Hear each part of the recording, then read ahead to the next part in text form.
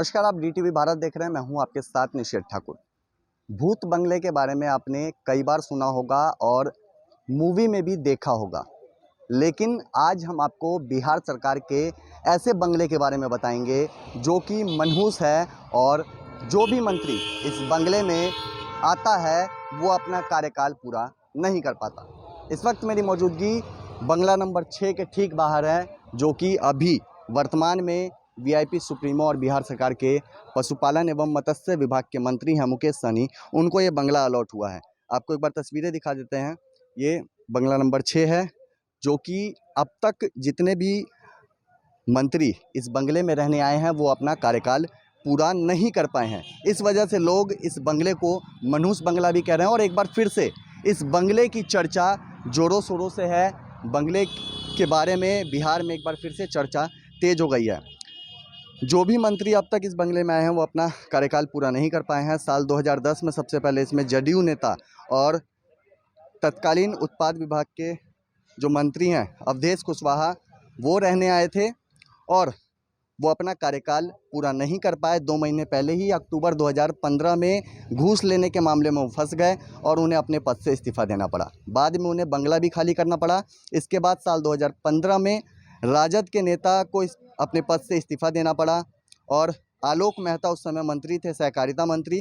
उनको ये बंगला 2015 में आवंटित हुआ था, लेकिन सिर्फ 18 महीनों में ही गठबंधन में दरार पड़ गई और आलोक मेहता को पूरी तरीके से इस बंगले को खाली करना पड़ा। वो भी अपना कार्यकाल पूरा नहीं कर पाए थे। उसके बाद मंजू वर्मा के साथ भी यही हुआ। मुजफ्फरपुर कांड में उन्हें इस्तीफा देना पड़ा और मजबूर होकर उनको भी ये बंगला खाली कर देना पड़ा।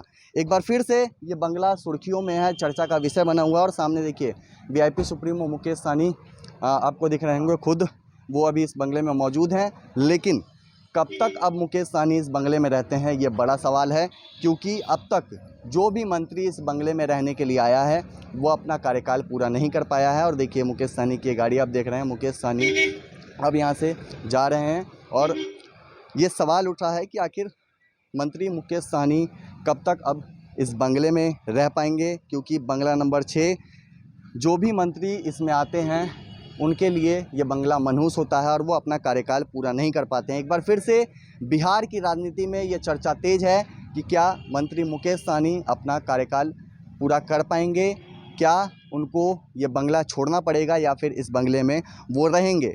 क्योंकि 3 मंत्रियों का कार्यकाल हमने देखा है, तीनों मंत्रियों का कार्यकाल पूरा होने से पहले ही उनको ये बंगला छोड़ना पड़ा। और एक बार फिर से बंगला नंबर 6 चर्चा का विषय बना हुआ है और सवाल उठ रहा है कि आखिर वीआईपी सुप्रीमो मुकेश सहनी अपना कार्यकाल इस बंगले में पूरा कर पाते हैं या नहीं। एक और तस्वीर आपको दिखा देते हैं।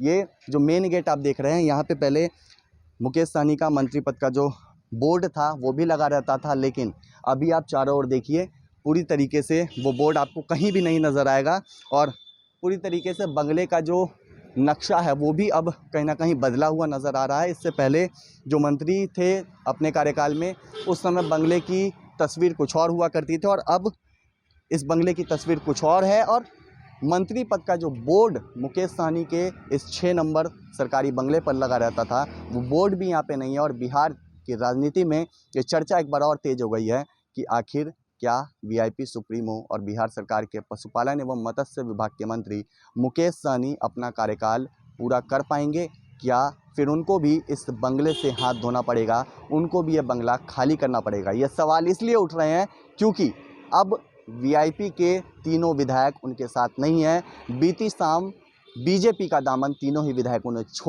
पकड़ लिया है और अब कहीं ना कहीं वीआईपी अलग थलग पड़ गई है। और इसलिए सवाल उठ रहा है क्योंकि जुलाई में मुकेश सहनी का टर्म भी खत्म हो रहा है एमएलसी का, और उस समय क्या मुकेश सहनी इस बंगले से हाथ धोएंगे या फिर ये बंगला उनके पास बचा रहता है, ये बड़ा सवाल है। लेकिन अब तक का जो कार्यकाल हमने कई मंत्रियों का देखा है उसके मुताबिक ये बंगला मनहूस है और अब तक किसी मंत्री ने इस 6 नंबर बंगले में अपना कार्यकाल पूरा नहीं किया है। फिलहाल इस खबर में इतना ही, और भी अपडेट हम आप तक पहुँचाएंगे। नमस्कार।